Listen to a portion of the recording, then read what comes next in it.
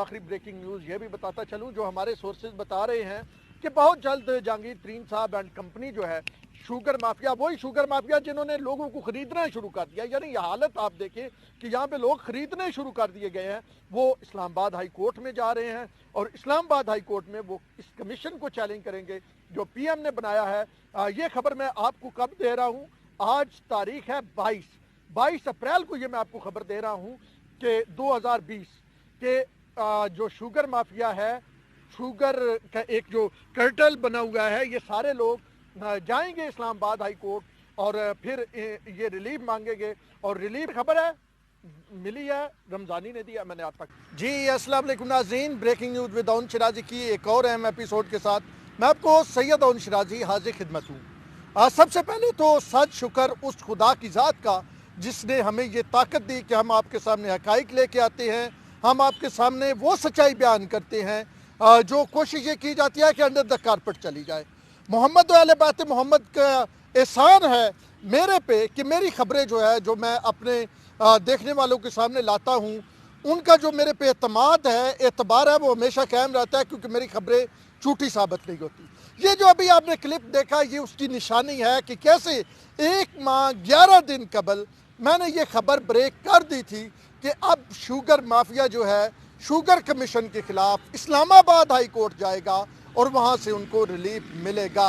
ये 22 अप्रैल 2020 को, जैसे आपने इस क्लिप में सुना, मैंने ये खबर आपके सामने लेके आया था कि अब आइंदा होने क्या जा रहा है। इसी यूट्यूब चैनल ऑन शिराजी पे अपने वीलाग में मैंने आपको सारी डिटेल्स बताई थी। उस वीलाग में जो तकरीबन 11 से 12 मिनट का था और उसमें मैंने ये भी हकाइक बताए थे कि मैं आज के दिन तारीख बताई थी, जैसे आपने सुना है कि आज के दिन आपको ये बता रहा हूँ कि ये होगा। ये सिर्फ मैंने आपके वीलाग में ही नहीं किया, बल्कि जिस दिन मैंने वीलाग किया उसी दिन मेरे सोर्स ने जब मुझे खबर दी तो मेरे बड़े इंतहाई काबिल एहतराम इस्लामाबाद की पाकिस्तान की सहाफ़त की एक बड़ा नाम और तहकीकाती सहाफ़त का चमकता दमकता सितारा, जिसको देख के बहुत सारे लोग सहाफ़त सीखते हैं, जनाब रऊफ़ कलासरा साहब, उनके साथ भी ये मालूमात मैंने शेयर की थी। मैंने उनके साथ सिर्फ इतनी मालूमात नहीं शेयर की थी, बल्कि इससे कुछ ज़्यादा मालूमात शेयर की थी जो मैं वीलाग में भी नहीं शेयर कर सकता कि जो मैंने पहले किया और इसमें भी नहीं कर सकता क्योंकि कई किस्म के मसाइल फिर पैदा हो जाएंगे। 12 रऊफ़ कलासरा साहब के साथ मैंने काफ़ी कुछ शेयर किया और वीलाग में सिर्फ इतना बताया था कि क्या प्लान है और कहाँ जाएंगी और क्या होगा। अभी यहाँ पे बात रुकी नहीं है, मैं ये भी बता दूँ आपको, अभी आगे चलेगी, अभी रिलीफ और मिलेंगे, अभी बड़ा कुछ होगा और बड़ा कुछ होने को है। खैर वो जब टाइम आएगा तो फिर आपके सामने चीज़ें आ जाएगी। बहरहाल इसका भी इज़हार हम पहले कर चुके हैं, वो जब वो रिलीफ मिलेगा तो वो भी आपके सामने लेके आएंगे कि जी ये रिलीफ भी मिल गया। खैर ये एक उस खुदा की ज़ात का शुक्र कि जो हमें ये हिम्मत देती है कि हम निहत्ते हो के, एक कलम की ताकत हमारे पास होती है, एक कैमरे की ताकत होती है, एक बोलने की ताकत होती है, लेकिन दिल जो होता है जज्बा ईमानी से भरा होता है तो हम हकाइक सामने लाते हैं बगैर किसी से डरे, बगैर किसी से खौफ खाए, बगैर किसी लालच का शिकार हुए, बगैर किसी अपने इंटरेस्ट को देखे हुए और बगैर किसी अगर आप कहें कि इफ बट के जो हकाइक होते हैं, कोशिश ये होती है कि वो आपके सामने लाए जाएं। और ये यूट्यूब चैनल बनाने का मकसद भी यही है कि क्योंकि जो कन्वेंशनल मीडिया है उस पर बहुत सारी चीज़ें पॉलिसी के तहत, मैनेजमेंट की पॉलिसी के तहत या दीगर कोई भी साफ़ी जो होता है, बहुत सारे दोस्तों ने बनाए हुए हैं यूट्यूब चैनल, वो वहाँ पे नहीं बात कर सकते और यहाँ पे वो बात की जाती है। तो खैर अब आगे चलते हैं। ये बात तो यहाँ पे मुकम्मल हो गई कि आज वही कुछ हुआ जो हमने तकरीबन 1.25 महीने पहले, बल्कि 1.5 महीना, 1 महीना 11 दिन पहले आपको बता दिया था कि जनाबे वाला ये कुछ होने वाला है। खैर हमारे सोर्स को भी सलाम और ऑन एयर मैं ऑन रिकॉर्ड आपको सलाम, जिन सोर्सेज ने हमें खबर दी, फिर हमने काउंटर चेक्स भी किए और उसके साथ साथ रमज़ानी साहब को भी सलाम। वेरी गुड रमज़ानी साहब, थैंक यू वेरी मच। आप हमेशा हमें इस तरह की खबरें देते हैं जो आम लोगों के पास बिल्कुल नहीं होती और शहर इक़्तिदार के लोग اور جن کے بارے میں آپ خبریں دیتے ہیں ٹھٹک جاتے ہیں اور پریشان ہو جاتے ہیں یہ خبر کہاں سے آ گئی. تو یہ خبر ہمیں بیشتر میجارٹی میری جو خبریں ہوتی ہیں وہ کہیں نہ کہیں سے رمضانی صاحب میرے لیے کام کرتے ہیں سارا دن اور وہ لے کے آتے ہیں اور میرے کان میں آ کے کہتے ہیں کہ لا سید خبر آ گئی ہے. رمضانی اس کا یہ مطلب نہیں ہے پنجابی ہے لیکن ویسے میں نے تھوڑا سا ٹچ دینے کے لیے کہا, کبھی کبھی پنجابی بھی بول لیتا ہے. خیر اب یہ تو اب ماضی کیسا بن گیا, آگے چلتے ہیں آگے کیا ہونے جا رہا ہے. تو کہانی کچھ اس طرح سے ہے کہ موصوف چلے گئے یعنی جہانگیر خان ترین صاحب. اب شوگر مافیا کی آج بات کر لیتے ہیں تھوڑی سی, 2-3 منٹ بات کرتے ہیں کیونکہ اتنا ہی ٹائم ہوتا ہے. شوگر مافیا میں جہانگیر ترین صاحب چلے گئے جناب بیرون ملک, اور انہیں وہ چلے نہیں گئے بلکہ انہیں بھیجا گیا ہے, کنسنٹ کے ساتھ بھیجا گیا ہے. اور آپ نے یہ دیکھا ہوگا کہ اپوزیشن کی جو سرکار ہے اس کی جانب سے کسی ایک شخص نے یہ نہیں کہا کہ جہانگیر خان ترین چلے گئے. کسی نے یہ نہیں کہا کیوں گئے, کسی نے نہیں کہا کہ اتنے بڑے سکینڈل میں ان کا نام ہے تو وہ ملک سے باہر کیسے جا سکتے ہیں. حالانکہ ہونا تو یہ چاہیے تھا ایئرپورٹس پہ بتا دیا جاتا کہ جی جہانگیر ترین اگر باہر جانا چاہے تو انہیں روک لیں. ان کا نام اگر ای سی ایل میں نہیں ڈالنا تھا بلیک لسٹ میں تو کم از کم ڈال دیتے. ایک ایسا شخص جس کے خلاف انکوائری میں پروو ہو گیا کہ اس نے قومی خزانے کو اس طرح نقصان پہنچایا, اس نے جناب سبسڈیاں لی, اس نے جناب یوٹیلٹی سٹور کو پھر بھی مہنگی یہ کہہ کہ میں سستی چینی بیچ رہا ہوں پھر بھی مہنگی چینی بیچی, تو پھر اس کے خلاف کچھ نہ کچھ تو ایکشن ہونا چاہیے تھا. لیکن جہانگیر ترین صاحب اس طرح نہیں گئے ہیں حضور والا.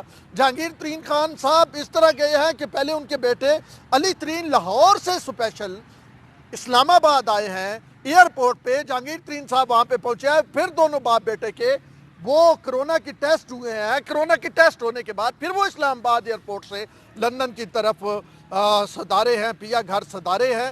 تو یہ کوئی چھوٹی بات نہیں ہے. عمران خان صاحب کہتے ہیں ایکشن لوں گا, سب کے خلاف لوں گا, یہ کروں گا وہ کروں گا. کہتے ہیں جی اسحاق ڈار باہر چلا گیا, نواز شریف باہر چلا گیا.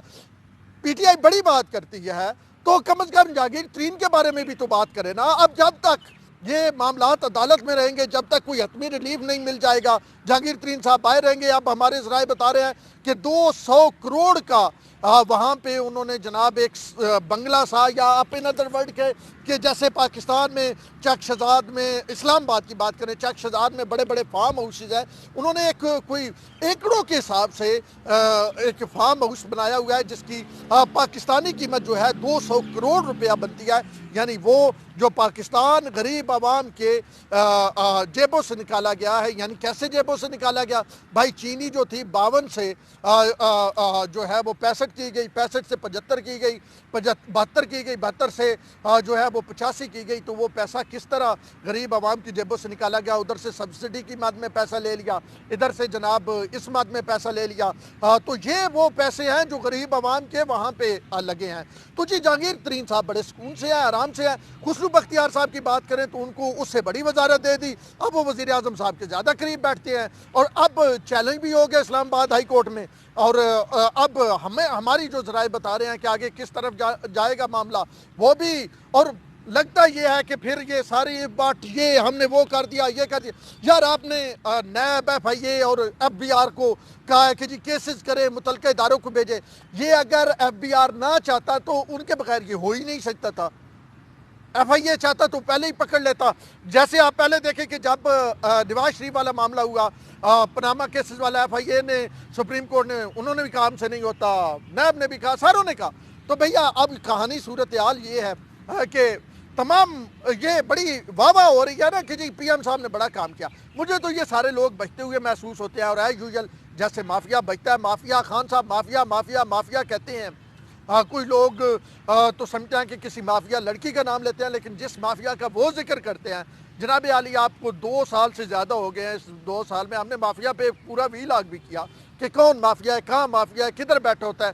تو خان صاحب کے دائیں بائیں لوگ بیٹھے ہوتے ہیں, وہ لوگ جنہوں نے کروڑوں کے قرضے اپنی جو ہے وہ صنعتوں پہ معاف کروائے, ملوں پہ معاف کروائے. وہ لوگ خان صاحب کے ارد گرد بیٹھے ہوتے ہیں جن پہ نیب کے کیسز ہیں. وہ لوگ بیٹھے ہیں جن کی بیرون ملک جانے پہ پابندیاں مختلف ممالک نے لگائی ہوئی ہیں, یہ نہیں آ سکتے. تو پھر وہ لوگ جب بیٹھے ہوں گے تو مافیا پھر کون سا مافیا؟ پھر یعنی یہی مافیا ہے جو آپ کے پاس بیٹھا ہے. پہلے دائیں بائیں والے مافیا کو دیکھ لیں. تو اب چینی کی بات کریں تو اس میں 3-4 وزراء آ جاتے ہیں. اس سے پہلے جناب آپ نے آٹے کی انکوائری کرائی, گندم کی انکوائری, یعنی آٹے کی اس میں جو موصوف ملوث تھے سیکٹری اس کے ایگریکلچر زراعت کی منسٹری کے جو تھے، ٹھیک ہے جی، فوڈ سیکورٹی منسٹری کے جو تھے، وہ جناب موصوف کو آپ نے ہٹایا اور پھر اٹھا کے انہیں پیپرا کا انچارج لگا دیا. تو یہ صورتحال ہے. اور اس میں پھر ایک اور بھی جاتے جاتے بات بتا دوں کہ ابھی ایک پیپرا کی ویب سائٹ پہ بھی پڑا اشتہار بھی آیا ہے کہ یہ مافیا کیا ہے. مطلب جاتے جاتے یہ بتا دوں، مافیا، خان صاحب کہتے ہیں نا کہ مافیا جناب میں ختم کروں گا. ابھی یہ جو پیپرا والی بات ہے، یعنی جو اشتہار والی، یہ میں اگلے ویلاگ میں کروں گا کیونکہ یہ ویلاگ لمبا ہوتا جا رہا ہے. اگلی جو ہم قسط کریں گے اس میں یہ ساری، یہ پورا بڑا مزیدار سکینڈل ہے کہ کیسے آئی فون خریدے جا رہے ہیں سرکار کے لوگوں کے لیے، کیسے بڑے بڑے افسر آئی فون سرکاری کھاتے میں خرید رہے ہیں، تو وہ بیان کریں گے. خیر یہاں پہ دو چیزیں کہنی تھی. ایک تو یہ کہنا تھا کہ ہماری خبر پروو ہوئی، سچ ہوئی، اور ہمارے جو دیکھنے والے ہیں، ہمیں سننے والے ہیں، ان کا جو ہمارے پہ ایک جو اعتماد ہے وہ قائم ہے، قائم رہے گا، اور ہم اسی طرح قائم رکھیں گے، کسی سے ڈریں گے نہیں، حقائق سامنے لے کے آئیں گے. اور دوسرا یہ کہنا تھا کہ آپ یہ سمجھے کہ چینی مافیا بچ گیا، بالکل بچ گیا، اور جہانگیر ترین صاحب تب واپس آئیں گے جب یہ معاملہ ختم ہو جائے گا یا کسی ایک سائڈ پہ لگ جائے گا، کم از کم گرفتاری نہیں ہوگی. اب تک کے لیے اتنا ہی. اپنے سید اون شرازی کو دیجیے اجازت. اللہ نے